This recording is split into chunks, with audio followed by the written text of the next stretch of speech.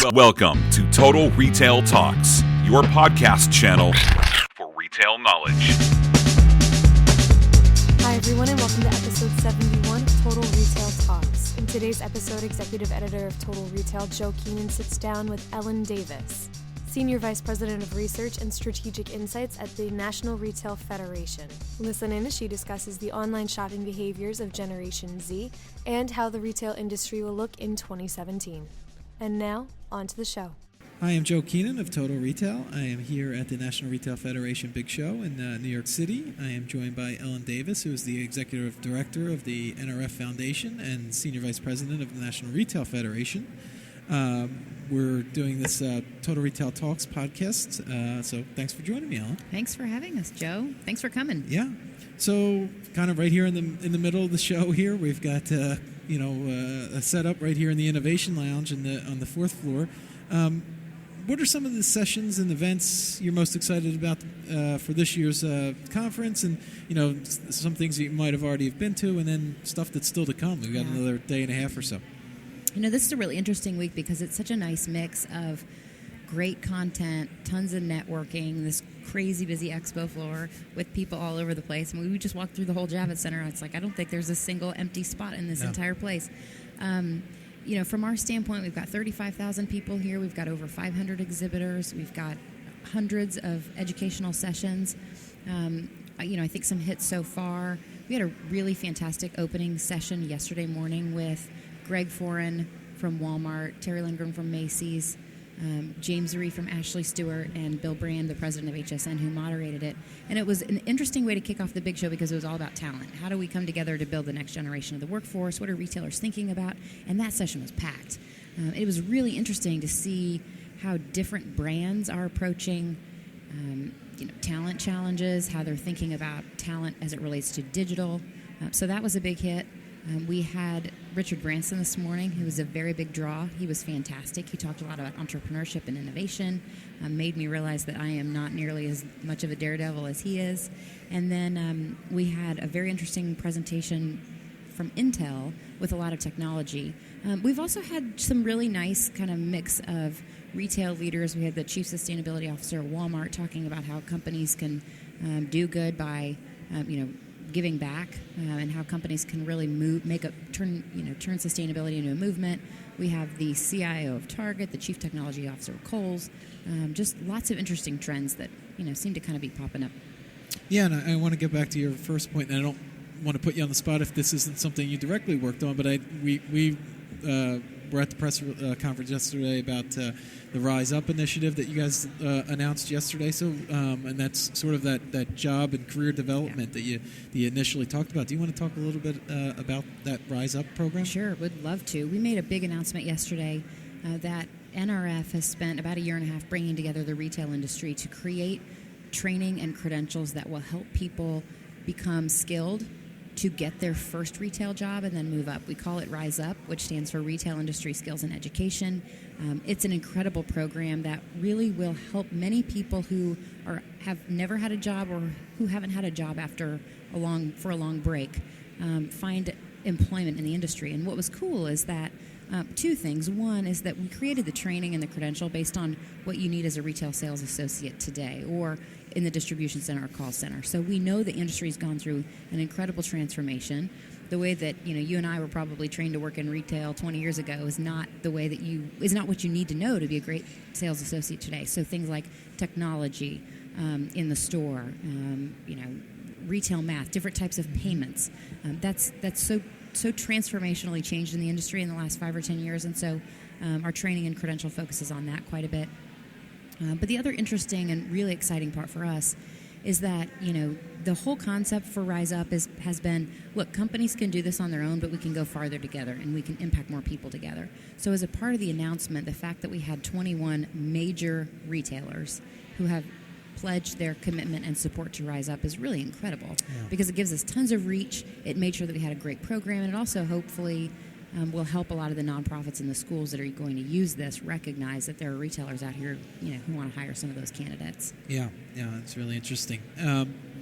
And you briefly touched on, some of the key looking at the show as a whole, and I've said we have still another day and a half. But what are some of the key themes you think are emerging from this year's show? When in your conversations with people, what are some of the things? And could it be technology, or what are some of the things that you're hearing out there? And I think retailers broadly, and I've heard this so many times from so many different people this week, are talking about how the industry is really transforming and changing.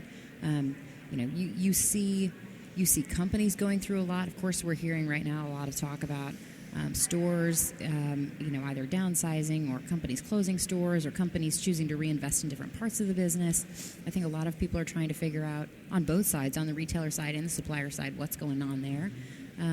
It's been really interesting, and really what this all boils down to is, what does the customer want? Where does the customer want a retailer to be focusing and investing so that they can make sure that they're putting money in the right places for the company to grow.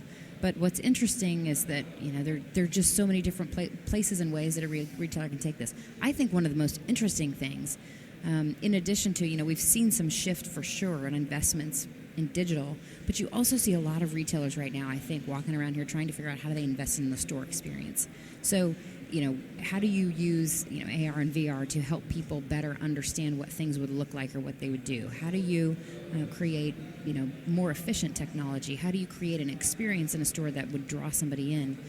And I think a lot of companies are walking around here not necessarily only trying to figure out what technology do they invest in the back end or on their website, but also what would they bring to the store that would help it be a driver for their business.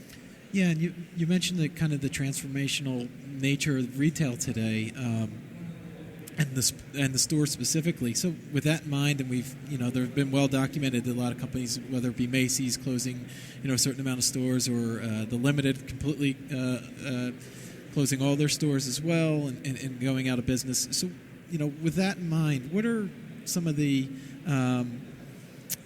trends, or what are some of the themes you're looking at as sort of the outlook for the retail industry at the NRF, in 2017? Sure. I mean, I think, you're absolutely right. We have seen, and when typically it happens after the holiday season, right, where you'll hear retailers make statements and make news about store closings, company closings. That's not particularly unusual for retail in January. From our perspective, though, what's interesting is that, it's all retail. So we're not looking at stores versus websites. We're looking at where does a retailer, continue to pull money away from in order to fund new investments. And so right now it seems like you've got a couple things happening. You have some retailers saying, okay, we're going to double down on some stores and we're going to really invest in them and make them a destination. And you have other companies, or maybe the same companies, saying we're going to double down on our online experience and our digital experience. I think for a lot of companies, a retail CEO said it to me. He was very interesting a couple of years ago. He said, as a CEO, you've got three options.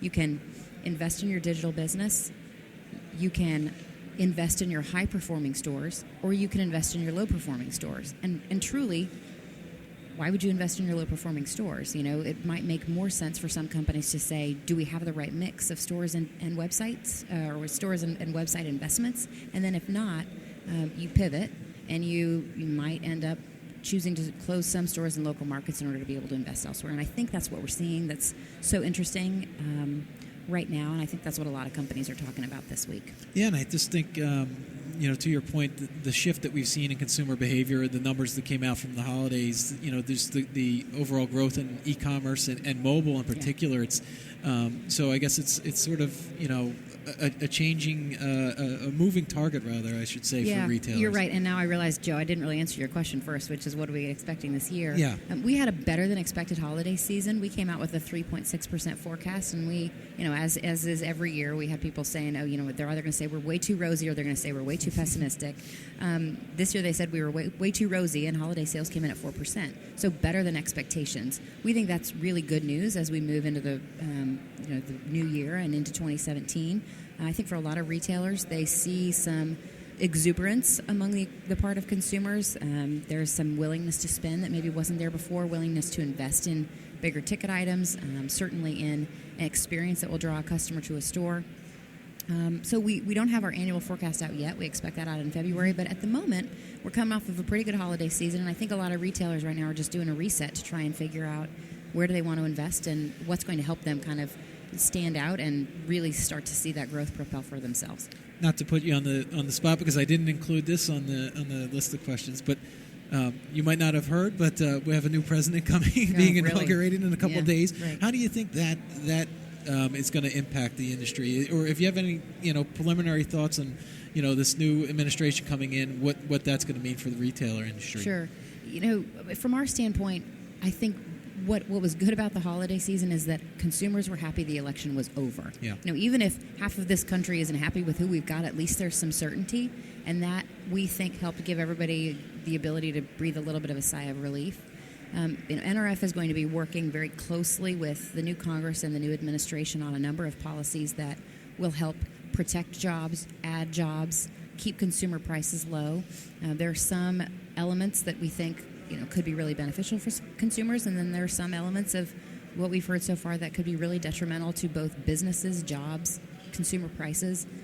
I'm not an expert on any of that, but I sat in the NRF board meeting yesterday and heard all sorts of things about what we can expect in the new administration, and quite frankly, it's a mixed bag, just like you'd expect with anything, where there will be some areas where the retail industry really wants to make sure its voice is heard, so that there's an understanding of how any kind of policy decision could impact us. But then there are some others where we're in full support of some decisions that are being made and tossed around. So we'll see. But we're really going to be very vocal advocates this year for the retail industry on Capitol Hill. Yeah, I can imagine. Already you're starting to see some things with the overtime law, which I know NRF was strongly opinionated on that and had their feelings. So yeah, there's definitely going to be issues that you'll have your hands in. Mm-hmm. So let's switch gears a little bit. And, the NRF and IBM recently partnered on a research project that was focused on Generation Z. So can you tell us a little bit about the report and some of the key findings to emerge from it? Sure. Generation Z is really an interesting group to talk about. They're all under 20, and I think retailers are trying to figure this out. Both they're trying to understand how Gen Z is going to impact their consumers. What does this new consumer look like, and also how on earth are we going to hire and employ them? Because they're totally different. We were talking this morning about the Gen Z report, and we said, this is a generation that doesn't know life before the iPhone. That's crazy. So, they grew up having access to technology, having access to information, having the ability to just buy something and have it show up, the same day. So it's not even that they've learned these things, as they've always been there since they can almost remember. And that makes it really interesting to experience this group as consumers. So from our standpoint, as part of the study, this group has over $40 billion of buying power worldwide. I think we underestimate that because somebody's, not yet in college or barely in college, they don't have any money to spend. They do, at scale. And then also something that's really interesting that came out of this report is that this is a customer base that really likes to be in the store. They like the experiences. They like to be able to go buy product. Now, one could say that's because most of them don't have their own credit cards and they can't buy online the way that their parents can. But they do seem to appreciate that in-store experience, and that could be good news for a lot of retailers. Yeah. You're trying to figure out how you reinvest in the store to make that traffic happen. Yeah, and that might be counter to what some people might think, that the younger generation is moving away from stores. But from what you've seen, that's not the case. Right. So far, so good. Yeah. It'll be really interesting though as this generation grows up to see. Sometimes when you grow up with more of access to technology and not necessarily, antisocial, but a very, disconnected shopping experience and, on your phone, you appreciate that personal interaction maybe a little bit more than if that's what you've always been used to. So it's possible that this generation really is going to be very different than what we've seen over the last few years, and that could be really good for a lot of retailers who have stores. Yeah, that's perfectly into my next question then. So based on what you found in the report, what are the implications for retailers, whether they be, omni-channel and they have stores, or if it's just a digital pure play? Can you talk a little bit about that? Sure. I think, again, really a lot of this at the moment goes back to Gen Z is looking for experiences. They like experiences. They love customization. They want to be part of a decision-making process. They're not necessarily going to go buy something off of a shelf. They want to design it. They want to create it. They want to collaborate to make it their own. So I think you'll see more experiences, more customization. Those are probably the two big key areas. But also, something that came out of the report is don't discount this generation because they've got money to spend. And, of course, they're the future. So you've got to start to figure them out now so that you can make, investment decisions, buying decisions, marketing decisions that will relate to them. Yeah. And then this leads to my last question, Ellen, is, and we, previously we are millennials. Now we're hearing more about Gen Z. Before that it was, Gen X and baby boomers. So there's always this sort of segmentation of consumers. Can you talk about, tips for retailers or your thoughts on how retailers can best, not only give the best experience, but provide the product and the just the overall experience, as you mentioned a lot of times, for these different segments. It's interesting because right now a lot of the retailers we work with seem to really be focusing, and there's not one right answer in terms of which group you should focus on, but I think you do start to see some retailers saying, okay, we're going to double down on women, we're going to double down on millennials, we're going to double down on urban markets, and that focus is helping them make investment decisions, which is interesting and smart in a lot of ways. It was interesting yesterday morning in that talent session, which we were talking about earlier. James Rhee, the CEO of Ashley Stewart, was asked, what do consumers want today? And I think as an industry, we're so quick to say experiences, technology, digital. And were you in that session? Did you hear what he said? No, I didn't. He said transparency, which for me was a completely different way to think about what the customer wants, which is the customer wants you to be honest with them. The customer wants you to, help them understand what they should be doing. And it was such a different way to think about the business. I've been thinking about that for the last day in terms of how do you as a business provide more transparency to your customer, and I feel like that relates among all generations. That's exactly what I was going to say. Maybe the baby boomer isn't so different than the the Gen Z 19-year-old kid. That's right. So yeah, it's really interesting. Yeah. Well, I want to take this opportunity to thank Ellen Davis of NRF for her time today. Thanks for joining me, Ellen. Thanks for having us, Joe. We appreciate it. Thanks for listening. For more information on today's podcast episode, please visit our podcast channel page for show notes. Total Retail Talks is available on iTunes and Stitcher, but please remember to subscribe to our podcast channel page as well. Lastly, don't forget to connect with us on social for all things Total Retail. You can connect with us on Twitter at MyTotalRetail or Facebook at www.facebook.com/MyTotalRetail. Thanks, and until next time, this has been Total Retail Talks.